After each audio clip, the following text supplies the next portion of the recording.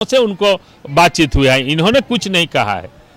वही लोग बोल रहे हैं कि बीच में आके ये सब क्यों करते हो, ये माहौल नहीं है, ये समय नहीं है। दूसरे समय उनसे देश विदेश की बातें उनसे पूछिए, दूसरे जिले की बात पूछिए, दूसरी घटनाओं के बाद। यहाँ तो एक मातम में आए हुए हैं। ऐसी परिस्थिति में यह नहीं होना चाहिए और इसमें किसी तरह का हमारे स्वास्थ्य मंत्री का कोई दोष नहीं है। नमस्कार, जोहार भारत मित्र देख रहे हैं आप। मेरा नाम अभिषेक भारती और जिनको अभी आपने सुना ये कांग्रेस के प्रदेश अध्यक्ष केशव महतो कमलेश है। केशव महतो कमलेश इरफान अंसारी को क्लीन चिट दे रहे, कह रहे कि भाई पार्टी उनके साथ खड़ी है। वैसे इरफान अंसारी को दोष हम भी नहीं देते। क्यों नहीं देते? क्योंकि हम चाहते हैं कि पहले आप इस वीडियो को देखिए। ये वीडियो उसी दिन का हजारीबाग का है। हजारीबाग में झारखंड के स्वास्थ्य मंत्री इरफान अंसारी सदर अस्पताल में पहुंचे थे। सदर अस्पताल में इरफान अंसारी वहां जो 3 लोग मरे थे उनके परिजनों से मिले थे और उसके बाद मीडिया को बयान दे रहे। तो विवाद यही शुरू होता है। इस विवाद के शुरू होने से पहले आप इस वीडियो को पहले देखिए।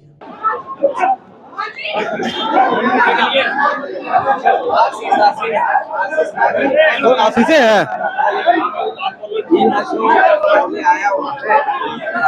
तो देखा आपने, पत्रकार को पीटने वाले को या पत्रकार पर हाथ उठाने वाले को सख्त से सख्त सजा होनी चाहिए।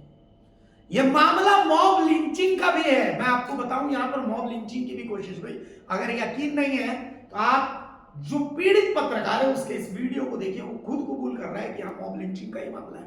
लगा है वहां पे, जैसे वो हमको एग्रेसिव हुआ आया, उसके बाद हमको पकड़ के उधर लेके जा रहा है और पूरा झुंड 50 से 60 झुंड में हमको पटक के मार रहा है। वो मंत्री जी सामने है, आपको प्रशासनिक विभाग है, सभी लोग वहां सामने है और मार रहा है। आप विजुअल में वहां का कैमरा आप जांच पड़ताल करवाइए और देखिए कि कैसे कूटा है। मेरा हाइड्रोसिल ने मार हुआ है। मेरा ये देखिए छाती में अभी तक मेरा क्या स्थिति है ना, ब्रेन ऊपर का जो भाग है पूरे से कि बचा लो मेरा जान चल जा रहा है। उसके बाद वहां पुलिसकर्मी बचा रहा है, लेकिन तभी वो एग्रेसिव होके आया और चारों तरफ से घेर के मेरे को लतम मार रहा है। जानवर से बस से बेहतर मारा गया। मतलब मॉब लिंचिंग की कोशिश मॉब लिंचिंग से पूरा मामला है। ये तो विजुअल दिखाएगा ना, आपको दिख रहा है। अब मंगवाइए वहां से हजारीबाग से, आपका सदर अस्पताल से पूछिए, बोले कि मेरे को विजुअल चाहिए, दीजिए वहां का फुटेज। ठीक, देखा आपने? क्या अब तक इस मामले में मॉब लिंचिंग की किसी धारा में एफआईआर हुई है? क्या अब तक एक भी आरोपी की गिरफ्तारी हुई है?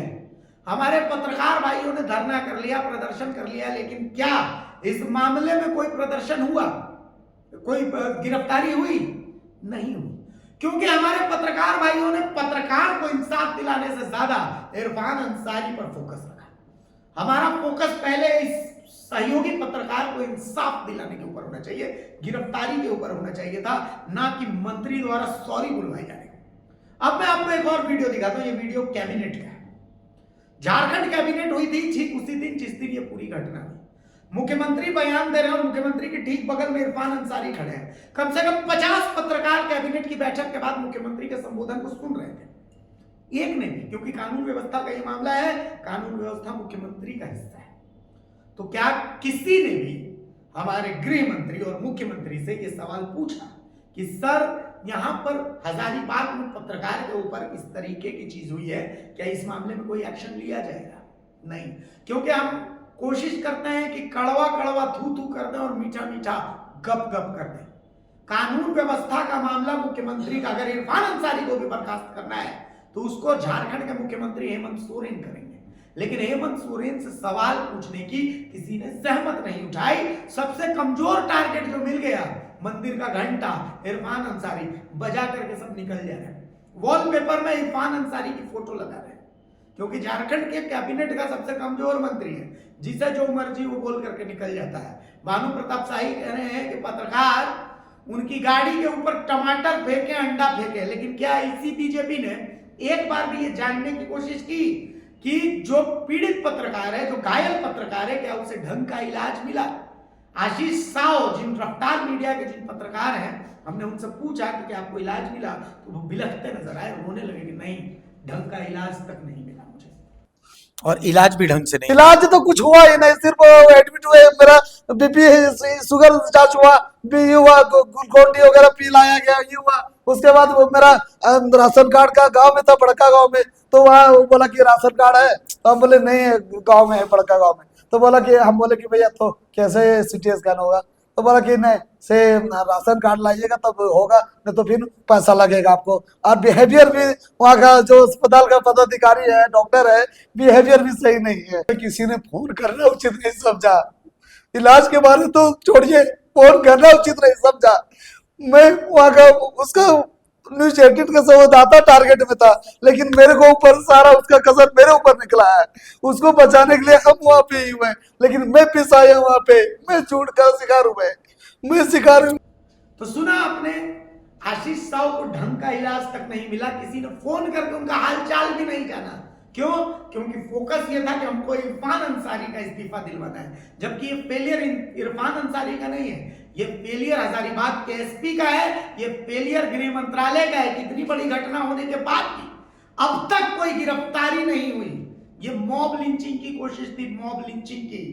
आशीष साहू को जान से मारने की कोशिश की, और यही बीजेपी, याद कीजिए रघुवर दास सरकार का कार्यकाल, जहां पत्रकार का मार करके हाथ तोड़ दिया गया था, क्या उस दौरान किसी ने आवाज उठाई थी? नहीं उठाई। तो कुल मिलाकर के ये इरफान अंसारी का मामला नहीं है, ये पत्रकार बिरादरी का मामला है। इरफान अंसारी क्या डोनाल्ड ट्रंप की भी औकात नहीं है कि वो पत्रकार के ऊपर हाथ उठाएं या हाथ उठाएं। इससे फर्क नहीं पड़ता कि वो सामने कौन है। इरफान अंसारी के इस्तीफा लेने से या इरफान अंसारी की वॉलपेपर लगाने से अगर इस मामले में एक्शन हो जाए तब तो बहुत अच्छी बात है, लेकिन मैटर ये है कि मामला कानून व्यवस्था का है। इसमें सवाल तो मुख्यमंत्री हेमंत सोरेन से होना चाहिए ना भाई, कि हेमंत सोरेन जी इस मामले में अब तक कोई एक्शन क्यों नहीं हुआ, अब तक इस मामले में कोई गिरफ्तारी क्यों नहीं हुई। लेकिन नहीं, हेमंत सोरेन के प्रति तो हमारा सॉफ्ट टारगेट है, वो हमारे मुख्यमंत्री हैं। हम उनके खिलाफ अगर बोलेंगे तो कहीं ऐसा ना हो कि कई वरिष्ठ पत्रकारों की तरह रात के अंधेरे में गिरफ्तारी भी हो जाए और बिना कपड़ों के फोटो भी शेयर हो जाए। यही होता है तो यही हो भी सकता है, लेकिन कम से कम हमें सुकून है कि हम सवाल पूछेंगे। हमको इससे फर्क नहीं पड़ता कि सबसे कमजोर मंत्री कौन है और सबसे मजबूत मंत्री कौन है। हमको इससे फर्क पड़ता है कि एक पत्रकार पर वार किया गया है, और जिसने भी वार किया चाहे वो जो भी हो उसकी गिरफ्तारी होनी चाहिए। और ये मामला मॉब लिंचिंग की कोशिश का है तो धाराएं उसी एवज में लगनी चाहिए। इससे फर्क नहीं पड़ता है कि उसकी कौम क्या है, उसकी जाति क्या है, उसका धर्म क्या है, उसका चेहरा खूबसूरत है, उसका चेहरा बदसूरत है, इससे कतई फर्क नहीं पड़ना चाहिए।